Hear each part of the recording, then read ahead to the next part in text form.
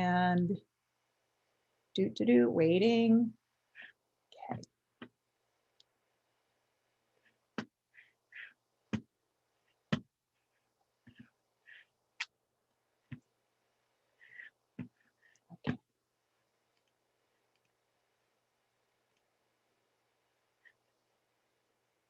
Welcome to Jorgensen Digital Stage for the second event in the Amplifying Black Voices in Hollywood, our inaugural event for the Diverse Perspectives in Digital Media and Design 2021 Speaker Series.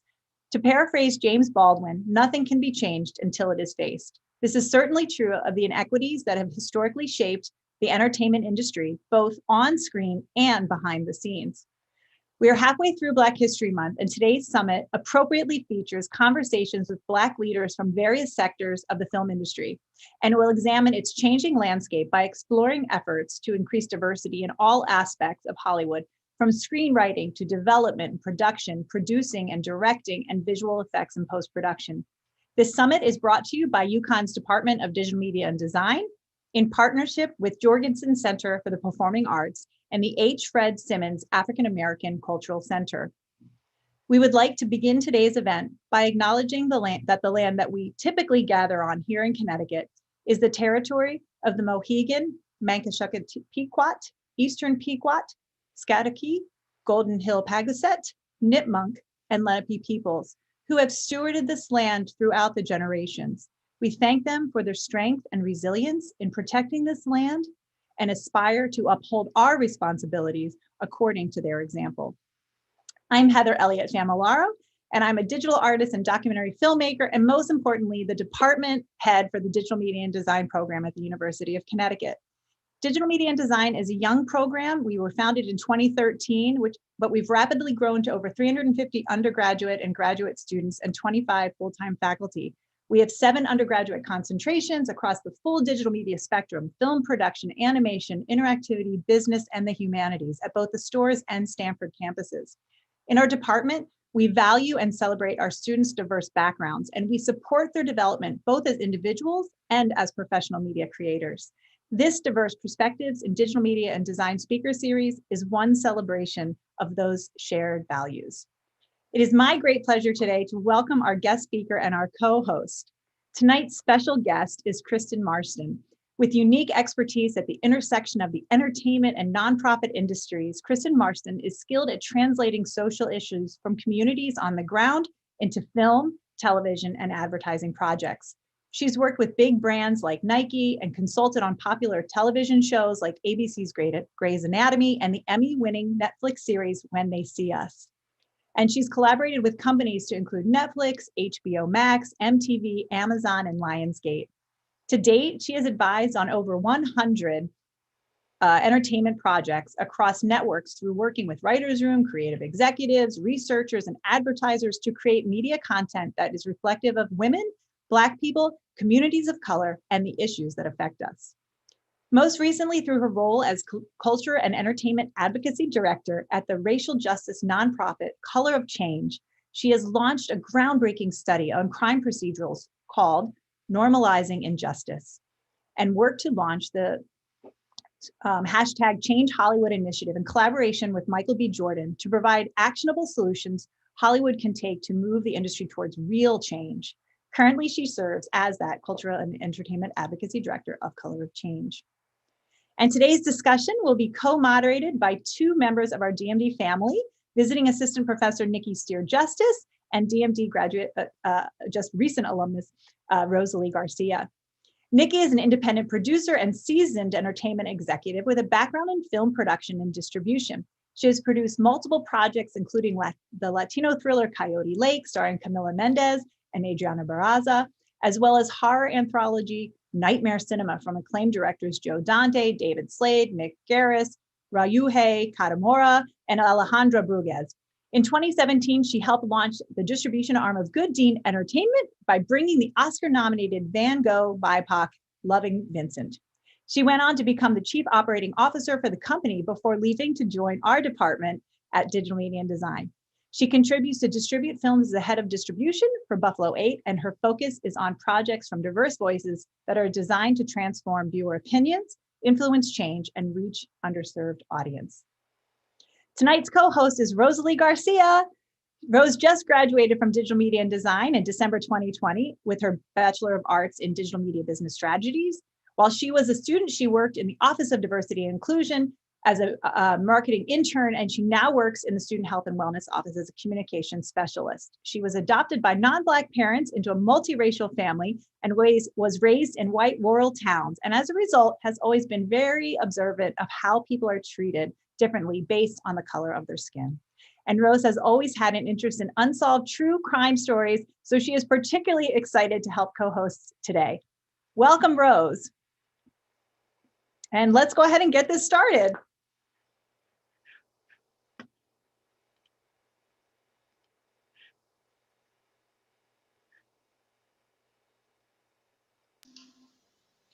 So to start off, I was hoping that you could talk to us a little bit more about the Change Hollywood initiative. Yes, absolutely. And thank you all. I'm so excited to be here with you today. And so in my role at Color of Change, we actually launched an initiative in Hollywood last year in response to the summer uprisings.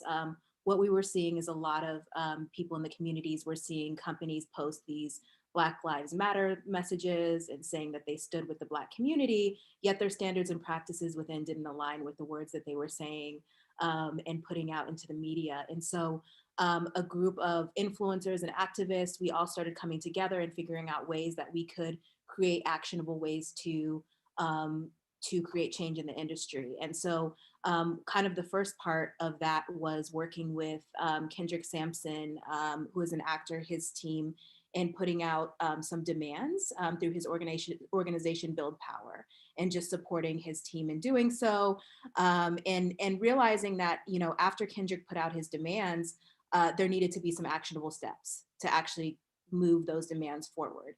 And so we took his call to action, and we said, we are going to create a roadmap with Michael B. Jordan and his team to hold the industry accountable, and also give them tools so that they can actually change the standards and practices within. And so we launched Change Hollywood, which allows us to do multiple things. So provide executive leadership with recommendations, forthcoming resources, including directories, audit analysis, task force convenings, writers' room consultations to support them changing the standards and practices within.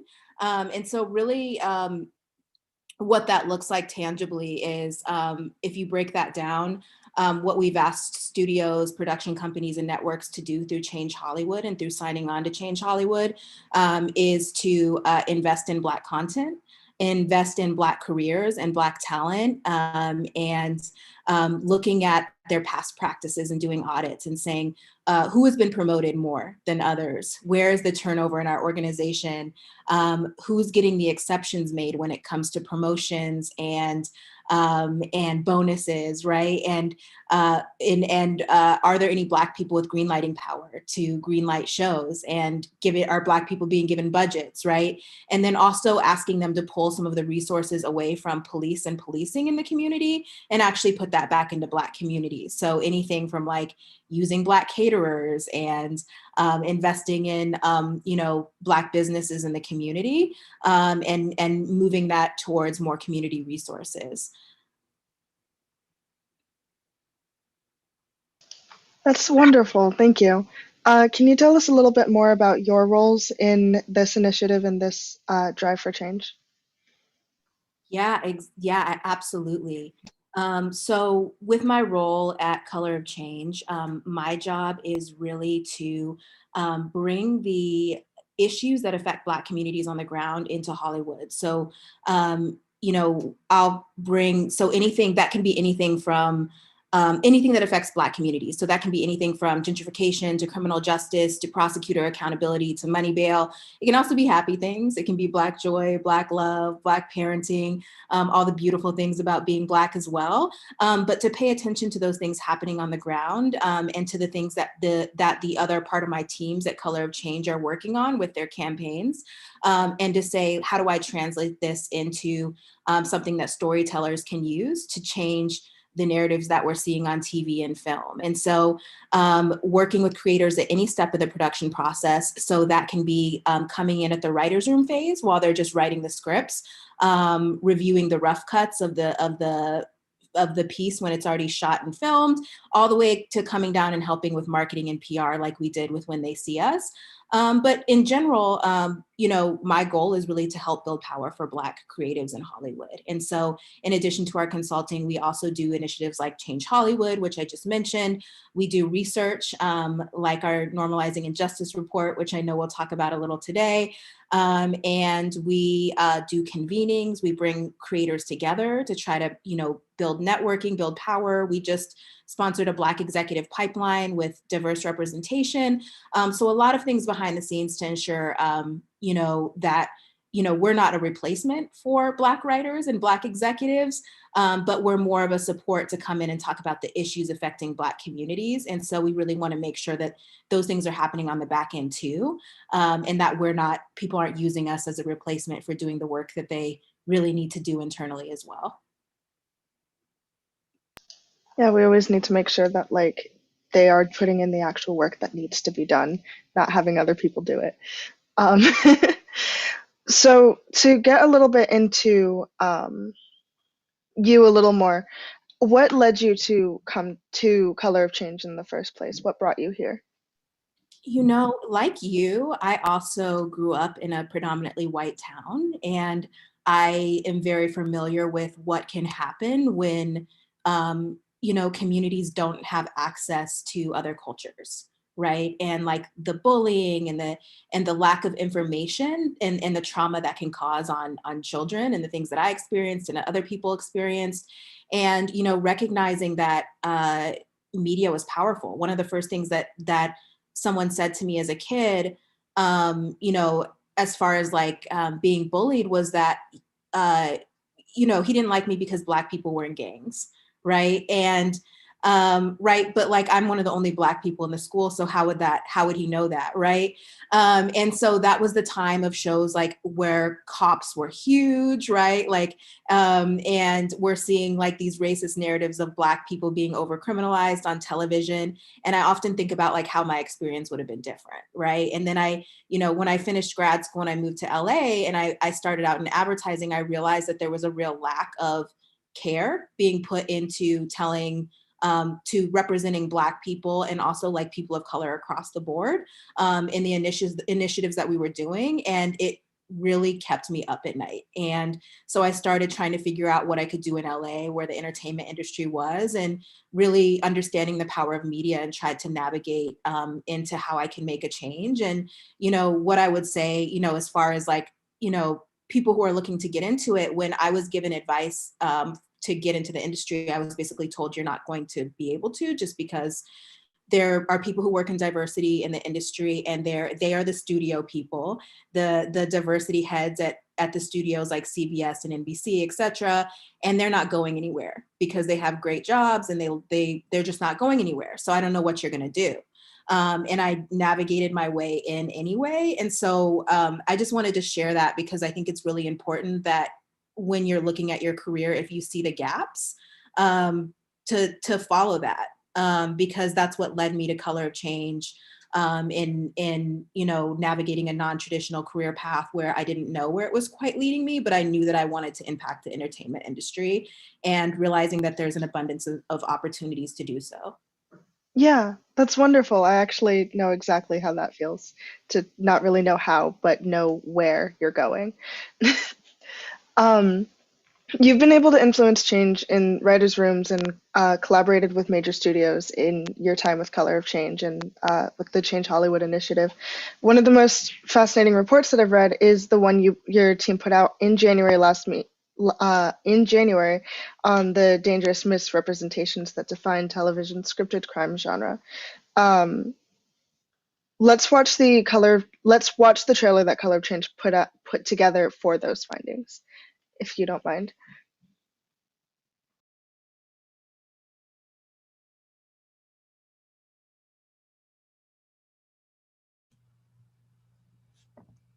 Do we have that link? I'm not sure if we have it. Kristen, do you have it there? I don't have the link with me, but I can share with you what is in the trailer. Would that be helpful, Rose? Perfect. I can give a little bit of background on the study. That'd be great. Thank you. Perfect. Thank you all. So last year at Sundance, we actually launched a study called Normalizing Injustice. Thank you for dropping it in the chat. And it is a study about how crime shows essentially normalize injustice.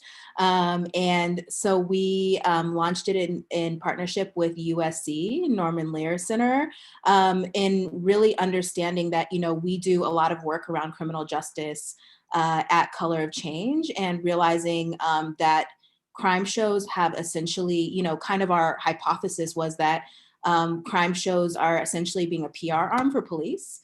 And we really found that to be true through the study. And we also believed that crime shows were normalizing certain standards and practices, and also invisibilizing other practices that actually happen in real life in the criminal justice system. And we wanted to make sure that we could really have tangible data so that we could bring this into writers' rooms and to creators and actually use it to create tangible change. That's wonderful. It seems like a massive thing to decide to undertake. How did you begin? Where did you start?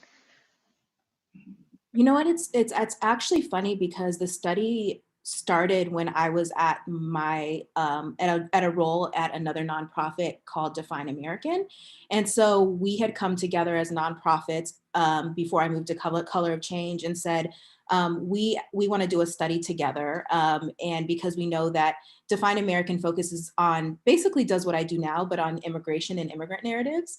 And I had worked there for 2 years, and we came together with Color of Change because we said, we know that immigrants are being over-criminalized in television and film, and we also know we know that Black people are. And so we want to get more information about where we stand currently, and let's do this together. And interestingly enough, I ended up coming over to Color of Change, and they ended up doing kind of their own independent study with USC and launching that. And I really recommend looking at it, about immigrants and as being seen as criminals. And then we ended up doing ours at Color of Change, and it was a long process. We had to get coders. We had to get coders to come on and analyze all the episodes that we wanted to have samples of, and get examples of what we were talking about to bring into writers' rooms, and pull together that data, which took well over a year for us, which was completely worth it, but it was definitely a process. I think we found that video. Would you like us to share that, Kristen? Yeah, that would be great. All right, let's take a look. It's powerful. Michael, take it over.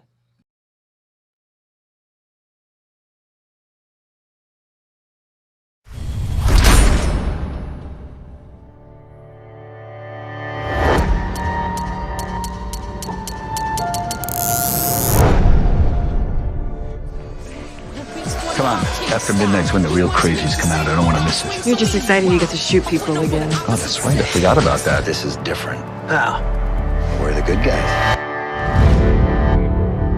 I did 7 illegal things before I got here this morning. I'm gonna do what I have to. Our bosses covered it up. We did what we had to do. You don't get it, do you? Get what? The difference between dirty and necessary. You need people like me, doing the things regular cops are unwilling to do.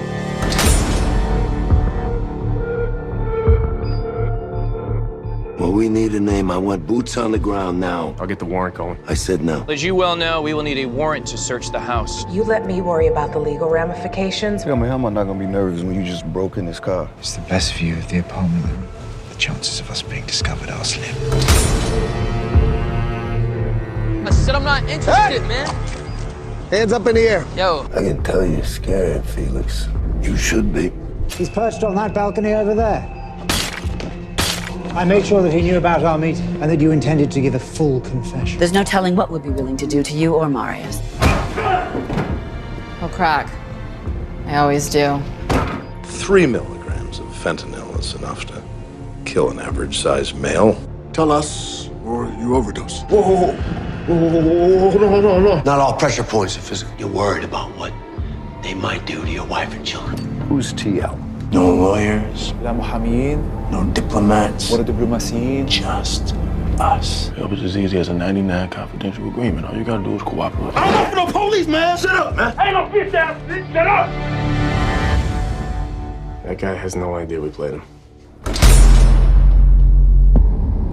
How'd you get this information? Don't ask. Well, we should go follow him. No rush, Gregorio. It's up to GPS tracker in his pocket. Where'd you plant the tracker? Under his coat collar. That's a late model sedan. Should have a trackable GPS. Now, we don't have permission from everyone to use their phones. But we accessed him anyway. I paid someone to hack into the LTE hotspot in Herb's car and record off his hands-free mic. That is 600 million images, all filtered for precision biometrics, locality-sensitive hashing. This is going to be the bridge from mapping faces to mapping behavior. We're going to be able to read emotions, whether people are experiencing joy, fear, jealousy. Here he is. This is legal? Not in the strictest definition.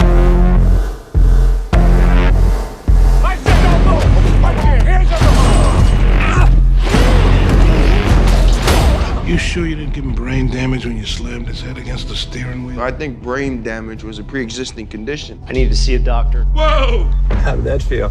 Did you have to pull him off me so soon? I was just getting into it. Him storming into these neighborhoods like an occupying force, that's what they're calling us in the press, you know. I think the commissioner recognizes that if you give them an inch, they will take a mile. There are plenty of people that saw what happened. Plenty of your people or just people? I talk directly to you, in spite of the fact that my staff thinks it's akin to negotiating with terrorists. Oh, these two don't look like altar boys. Jay, we got 2 bogeys maybe coming your way. Shut up!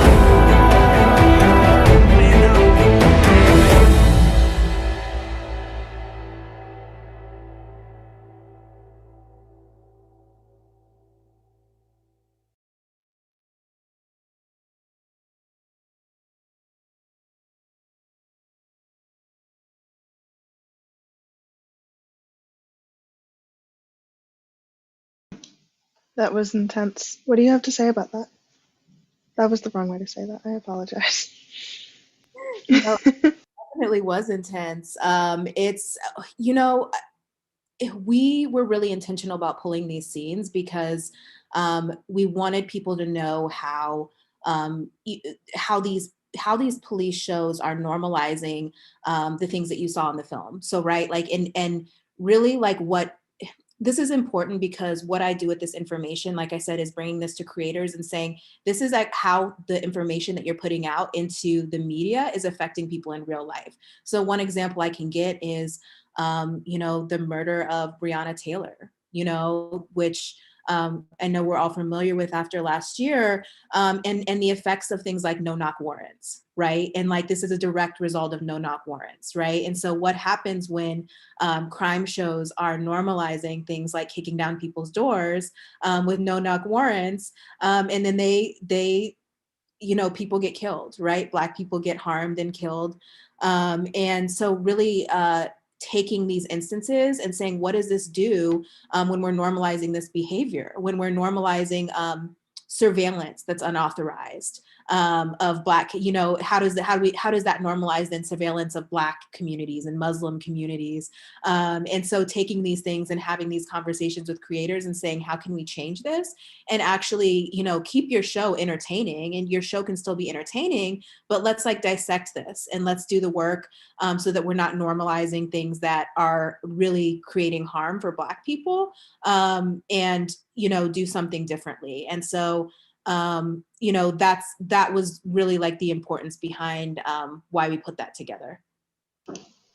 Thank you. Yeah, that kind of rubbed me the wrong way. It really makes me want to actually read the report. I did read the report, sorry.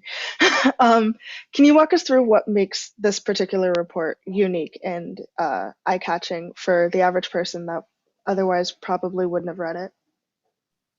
Yeah, I think it's important for everybody to be aware of the media that they're consuming, right? Like, crime shows is they're one of the most popular genres. Some of the studios and networks like CBS, half of their roster last year was crime shows, right? And so given the amount of time, you mentioned you're a fan of crime shows. I am too, admittedly, a fan of some of the shows. And so, it's important to be cognizant of the messages that we're taking in, because those things affect the way that we then go out and vote, the way that we treat, maybe our students, if we're teachers, our neighbors.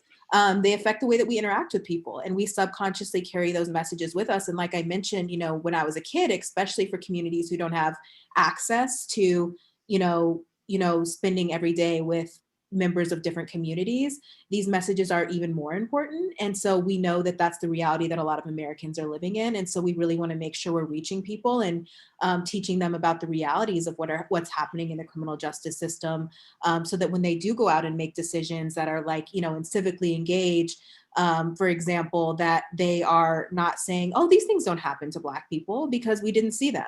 And so our goal is to make it visible so that people can no longer be unaware or pretend to be unaware. Well, and it's interesting too, watching the trailer and seeing the report, because we see the portrayal of different officers, and there definitely was some diversity. It's predominantly white men, but I feel like, especially for procedurals and for people who are watching it in Middle America, they see diversity on screen, and that automatically feels like an equalizer in some way, not realizing the damage that the narrative is pushing forward. So, I mean, I think it's so important that we are really beginning to understand that. And to your point, understanding the impact it has on policy change. Yeah. I think. Oh, no, I was just going to say, Rose, that that was actually like a huge finding in the report, is that not only did they use good guys to commit unacceptable acts, so they would use the character that you loved, right? The main character to do like unlawful things as a police officer, which normalized it because you're like, I like him. He's actually the good guy, So like, but they would also do that with Black people. And characters of color. So they would try to use a Black person to do an unacceptable act to then say like, this is normal because the black guy did it, so it must be okay. Yeah. And that was also reminded me of another reason we wanted to do the study, because we noticed that crime shows would like put a lot of Black characters in criminal justice systems that didn't in positions, and they didn't have backgrounds. So you'd see like these Black judges and you'd see these Black lawyers, and we know that that's not true in a lot of places, and we also know that like there's no backstory of like how they got there, like in the racism. If you're like a 65 judge, imagine what you experienced, right? And so just because those people are there doesn't mean that things are still equal for them. And so we want to highlight those things. Yeah, I think it was really smart also putting that moment in the beginning when the Black female officer was talking to what looked like a returning white officer. I think it was really smart to put that in the beginning because it really sets up an expectation that's immediately broken down.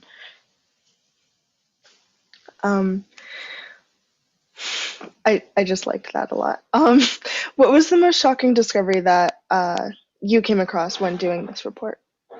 A lot of it didn't shock me, but it kind of, yeah. It's like you think what you have an idea of what the findings will be, and then they come out and you're like, wow, these crime shows really do render racism invisible, for example. Like that was a huge finding, is just that race was never an issue, it was never talked about, and we know that that's not true, right? And like so that's like a conversation we'll have with some of the rooms where we're like, how is it that you don't talk about race on the show? But then, for example, like one of the shows that we studied, I think the person of interest was a Black person 24% of the time on their show.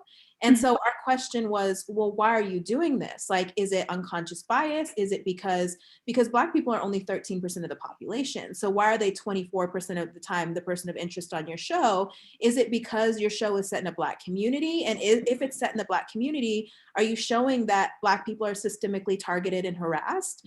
Are you showing the over-policing in Black communities? And is that why they're the person of interest, because if that's the reality, then that you're showing the reality. But if you're not showing the reality and then Black people are just the person of interest, then you're further feeding into a stereotype without highlighting the systemic issues. So that was a huge one for me. Another finding that just, it wasn't, it was something that I like threw into the study because it crossed my mind.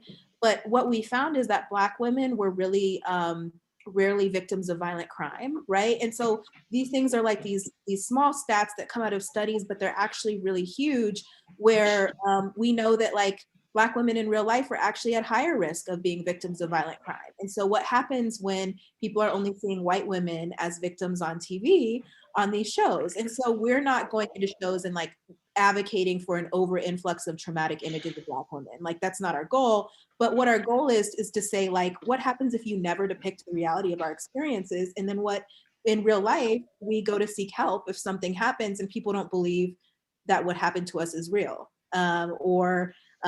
You know, people don't vote for, you know, policies that support Black women. And so, you know, the invisibilization, I think, was a huge one for me of both racism and, you know, Black women as victims. And I found that to be like really troubling and, you know, something that I've been really working with creators to try to change in the last year. Yeah, that is kind of troubling. I'm going to make a quick skip real fast because this is very related. These shows seem to have a huge sense of like colorblindness in casting. They sort of just throw people in that are Black, that happen to be Black, but aren't actually living a Black experience. Do you think the findings you observed from the writers and producers are trying to, in a way, avoid racism or this kind of behavior, and don't really have an understanding of how to do so properly?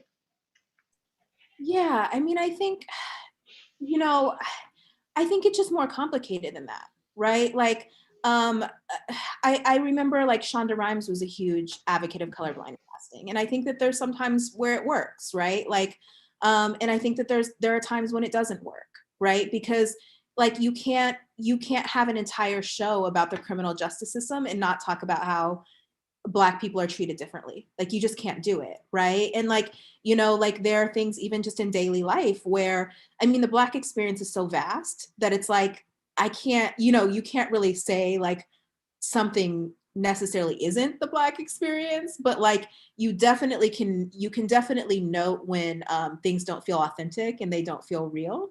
And there are certain things that, you know, people would experience, right? Like, you know, that it's just, it's you're not going to experience the same thing living in the world as a Black woman, right? And so like if those things are missing, or if you had Black parents, right, it's a different experience, right?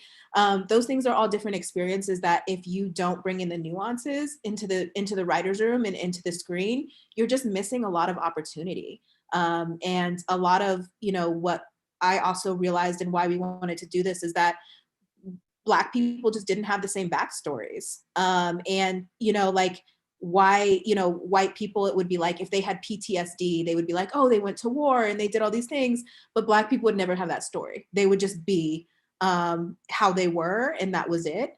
And so really like advocating for more nuance of those portrayals, and that takes conscious casting, you know, for some of these shows, right? Like it's different if we're talking about like fantasy shows or, you know, things that are, you know, that it's different, right? But like shows where we're depicting the reality of things that mirror real life, it's really important to be conscious of what you're saying exists and doesn't, because people believe it's real. Do you think these shows would continue to be as popular as they are if they were more accurate?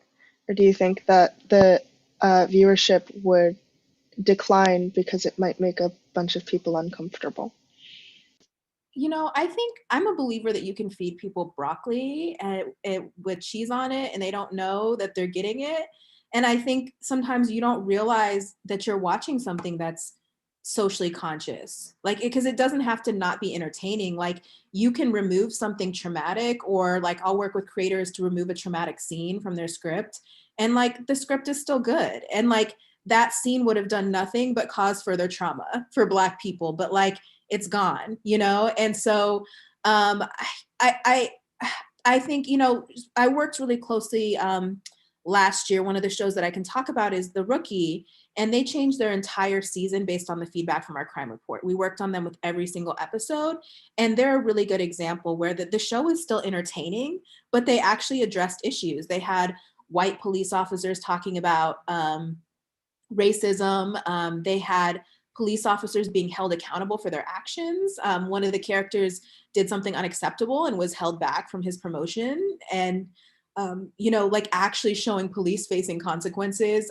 He ended up going into it. Well, I'm spoiling stuff, but he's, you know, like they're taking classes on, like taking classes that like have them look at dissecting the reality of policing as a police officer, talking about, oh, maybe we need more training, you know, to use our guns, like having those conversations, which are really important. And the show is still good. Like the action still happens. But it's like, oh, maybe I won't throw the criminal in the trunk, right? Like maybe I'll just like arrest, you know what I mean? And so I think it can still be entertaining. And people don't necessarily know that that was an option, right? They're not like, oh, this scene was taken out where like this criminal, you know, like, or whatever it was on whatever show. But the show is still good. So anyways, I'm a believer that people sometimes don't know that they're watching something socially conscious. They just are. And that's really, really important. I think so. Thank you. That's actually really helpful. You were able to take those findings and actually influence the content that was going into these shows. Can you talk a little bit more about that? Because that was really interesting. Yeah, so I mean, that's the biggest example that I can talk about publicly. But I mean, the same for, we consulted last year on 25 plus crime shows, and a little bit more actually going into the reality space, which is interesting, some of the reality crime shows, but to change the standards and practices. And so I would say, although I can't necessarily talk about like specific examples with the shows yet, that a lot of the shows that you'll be seeing in this next year will implement some of the things that we've talked about in the study, that, you know, feel really minor, but they're actually like huge changes, where, you know, they're highlighting, like I said, they're highlighting things that have happened in the last year. They're highlighting the systems and structures. You know, some of the things that we've also worked with them to do is not to, right? Because what happens is a lot of the shows that we would see, they would make it like, instead of highlighting the systems and structures that are intentionally built to suppress Black people and other people in this country, instead of highlighting that, they would highlight one bad cop, right? And that was across series. And so we're really getting them to move away from just saying, oh, this is one bad apple, because that causes audiences to say like, oh, like that was a bad guy. That was one guy though. That was one bad cop, right? And we see that with what's happened in the last year, that narrative, like any of us who are on social media, they're like, well, it was one bad guy, right? But what we don't see is the conversation about, you know, the systems and structures that allow for him to be in place anyway. And that's the real issue, is why did this police officer have, you know, 35 complaints about him and he's never been reprimanded, he's never been put on administrative leave, and he was never fired? Why are you covering for each other? And what happens when a good police officer wants to do something and they can't come forward because of, they can't step over the blue line, and they can't, you know, they maybe call out a instance of police brutality, and then next thing you know, they're not getting support when they call for backup, or they're being put on a late shift. And so those are the things that we've worked with the shows to highlight and implement. And so some of those things should be appearing in episodes in the next few years. And I think that'll make a difference in how people perceive what's really happening in our country. Thank you. Can you go further into some examples of shows or films that handle representation correctly, and which ones are better than others, which should generally be avoided, which ones you're not working with? Yeah, so let's see what I can say. So without giving specifics, I will say I'll go to incorrect first, and I'll say, like, in general, there are some shows that, you know, we may or may not have worked on, but that are still coming out that are really addicted to the trauma of Black people, the trauma of our bodies, the trauma that happens to us. And so those are the shows that I really am hoping that we can work to get to shift their idea of what Black people are, right? Because even if it's a show about criminal justice or crime, Black people are still more than that. And you can still have a show about Black people in the existing in the criminal justice system and still show our humanity. And like, we laugh, we cry, like, we're people, you know, especially Black youth, and the way that like Black young men are portrayed as, you know, not having any emotion and not in very like one-dimensional oftentimes. And so there are some shows out that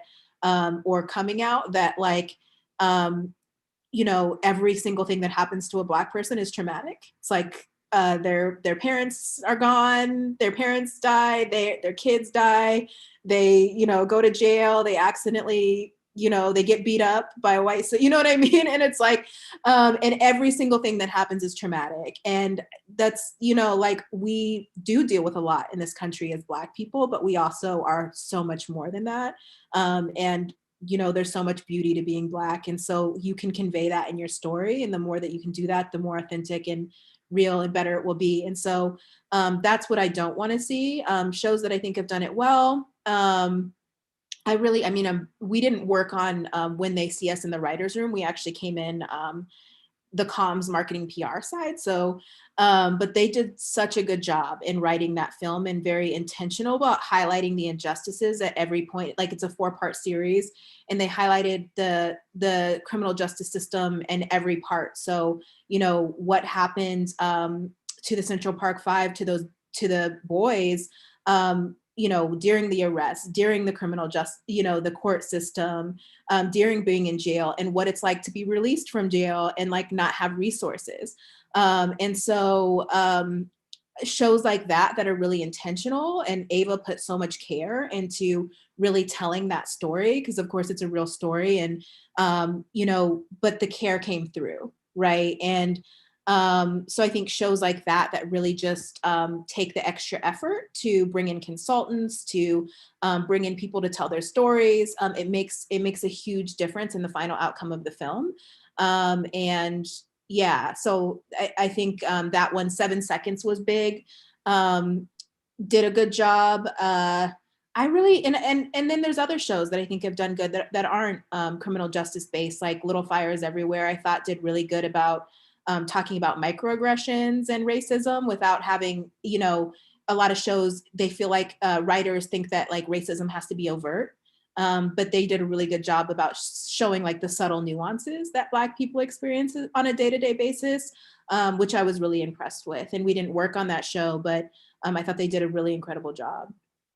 That one's on my watch list, actually. I've got like a long list of things to watch, but that's on it. So thank you. That's a glowing review. But we have some questions from people on YouTube. So I would love to open that up.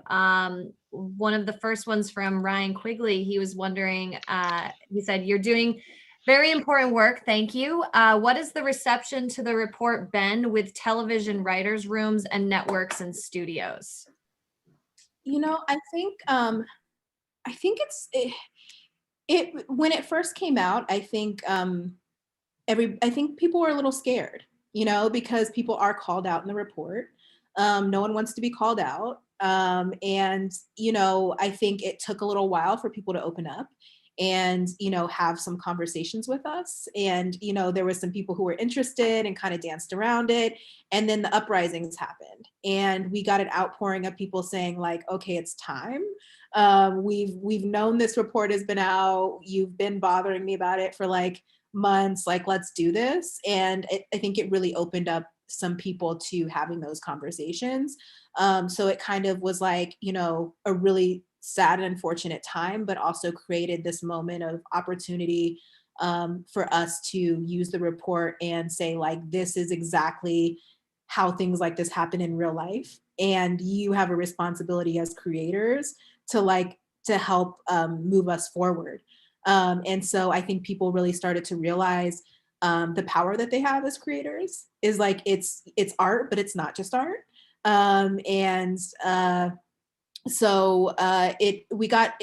It took a minute, but people opened up.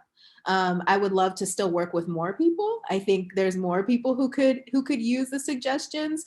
But I'm also very thankful for the amount of people who are just open and trusted us and like the rookie. And we're like, we're just going to do this and we're going to do something new. And that's a huge risk in the entertainment industry. Like, especially for a show that's been on many seasons, that's really scary because they have like a audience that they've had for years and years. And so to implement those changes is really huge. And I'm just really grateful for the people who gave us that trust to say, like, we're going to try this and we're going to do it. Yeah, no, that's a really big deal. I mean, working at a studio, I kind of saw firsthand how difficult it can be to implement change, especially when they feel like they're going to be polarizing their core audience in any way. So I love hearing that that's heading in a positive direction, at least. So we have another question from John Murphy. With so many media outlets now, do you see a difference between traditional network programming and the new programs on Netflix, Amazon, etc.?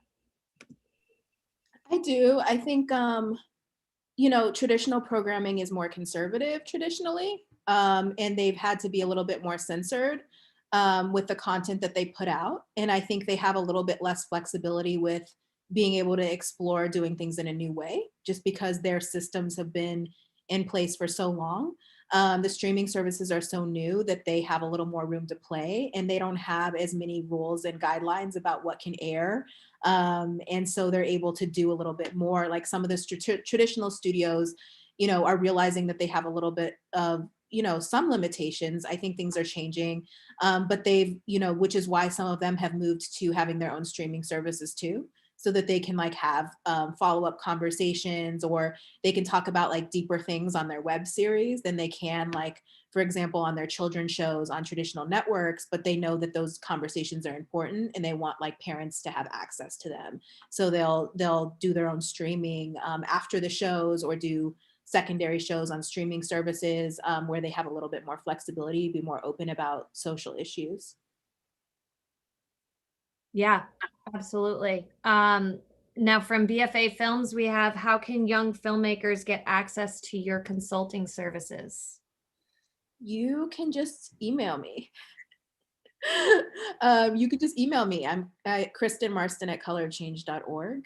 And yeah, just feel free. I would be happy to support in any way. I love that. I think that was it from the audience questions that are coming through. Heather, did you just send one over? Okay, great. We have one more. Finally, how can we be a part of this change, both as consumers and for many of these students who are aspiring filmmakers? What can we do to help implement this change?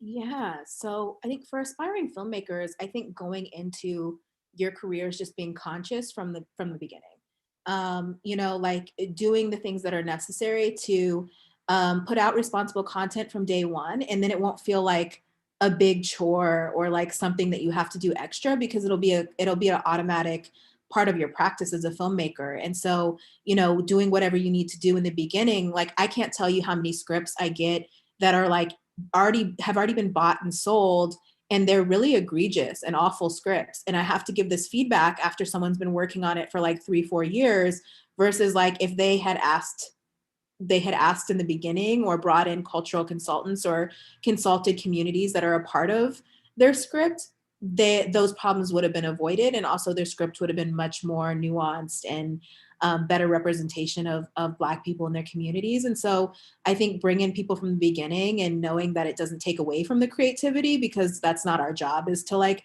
be the writers. It's really just to be a partner and support and, let you all do the creative thing, but like help where we can. And so I think just creating an intentionality around your work from the beginning. And then just as, students and people who just are interested in this in general, I think people just forget in how much power they have across the board as consumers. Like a lot of writers' rooms now have their own Twitters. You can tweet them if you're pissed off at them, or if you thought they represented something poorly, you can actually like tweet the writers' rooms themselves. Like you can find the writers themselves and tweet the writers, and not to like, and I say that not to harass them, because you know, they don't solely all make the decisions for the writers' room as individual writers, but you know, like but you can give suggestions, and you can like say like, I didn't like this, or I did like this. You can let them know like this, you did a really good job. And I think that like we've seen shows canceled because of things people have said on Twitter, or because of different opinions. And so how do we, you know, just as consumers, hold the media accountable for what we want to see? And it's okay to be like, that's not acceptable to me. And we do have power as individuals. And, you know, I think it's important to let them know what resonates and what doesn't, and, you know, hold them accountable to that. To that end, do you feel like social media has played an influential role in influencing this change, especially with what you've been trying to do in entertainment? I do. When I started this work, it was before Oscar, a little before Oscar So White happened, which was like, I consider one of the pivotal moments of like being here in Hollywood, of like a hashtag, you know, forced, you know, the entire industry to look at the practices of like the awards seasons, right? And we still know that we saw this awards season, this beginning of the awards season, that there's still a lot of problems. And so, you know, it didn't necessarily fix everything, but it called attention to the fact that like, you guys are messing up and you need to fix it. And changes have been implemented, and hopefully will continue to be implemented just off that one hashtag that April Rain started.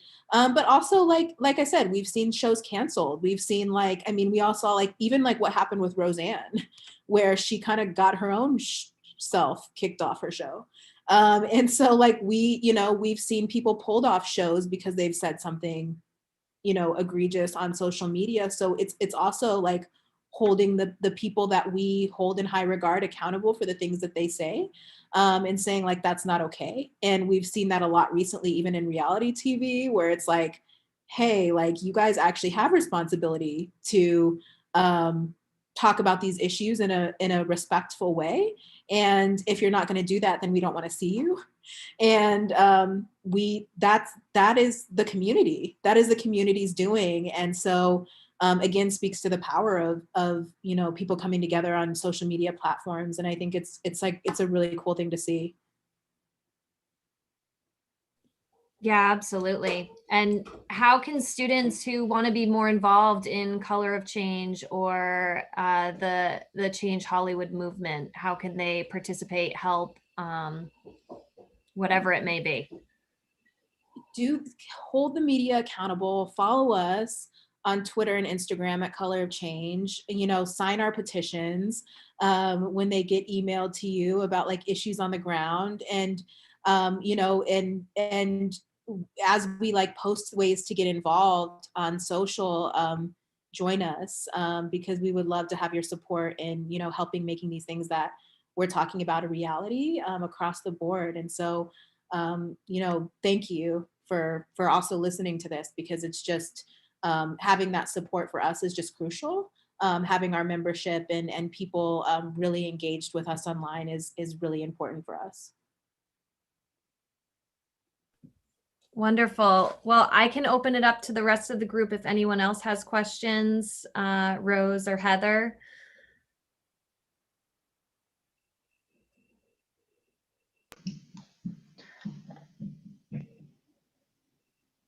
They both just.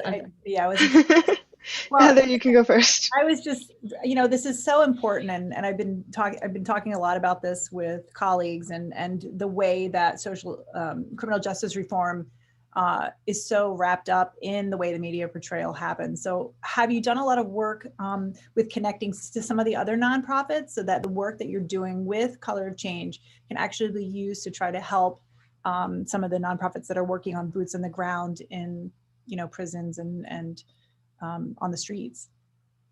Yeah, absolutely. So that is what a large part of what our campaigns team does, is like all the like boots on the ground, translating this information, working with partner nonprofits. And I do the same, actually, you know, things like I mentioned, how this report actually started with Defined American in partnership.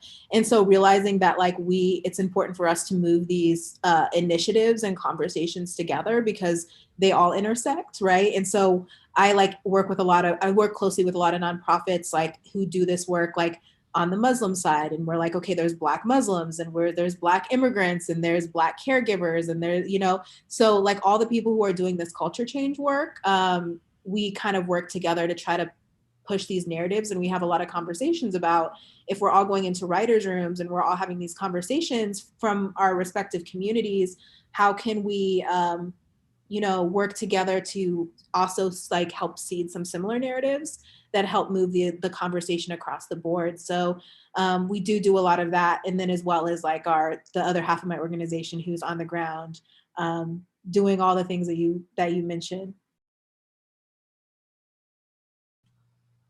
Thank you so much. Rose, did you have another question? Because we were both. If you had one last thing to say to anyone that consumes or is a part of creating this type of media, what would you want to have them remember from this conversation? I would say that it can still, like crime TV can still be entertaining and still impactful, you know, and it doesn't have to change. It doesn't have to change the entire framework of the show. And even small changes can really make a difference in the attitudes and opinions of your viewers. And, you know, also that working with consultants is okay. And it's easy, and we make it easy. We work really closely. We're not there to, like I said, shift their creativity or take away from the creativity. But we are there to be thought partners and support in making, you know, helping them do their job in a more efficient way and to try to make this world a better place. And so, you know, I think do the work, you know, is the last thing I would say. Just do the work. I feel like we all have an obligation to do the work in whatever we're doing and whatever that means to us personally. And I think it is a personal thing for each of us, but we have to do the work. So. Thank you. It's been wonderful talking to you. Does anyone else have anything to say? I could go on all day, but we've got an exciting lineup still continuing. This is just, my mind is just so full of ideas and thoughts and, you know, going back and thinking about scenes in my head from the genre and sort of like how you can redo it, you know, rethink this and the damage that it's really done on so many people's, even on a subconscious level. So I'm just so incredibly grateful for the work that Color of Change and that you've done, Kristen, and to really change the industry. And I'm glad people are starting to listen and you're getting into those writer rooms to really make an impact. Yeah, no, thank you. The feeling is mutual. I appreciate the work you all are doing and really grateful for you all inviting me here. This has been fun for me too. And I'm also an ongoing, you know, resource and partner for you all now. So looking forward to hopefully having more conversations. Thank you very much. Thank you. Thank you. Well, we're, again, a huge thank you to everyone tonight. Kristen, thank you so much for coming, and Nikki and Rosalie for doing such an awesome job moderating, and to all of the people out in the YouTube land. I do want to acknowledge again our partners in this event, Jorgensen Center for the Performing Arts and the H. Fred Simmons African American Cultural Center.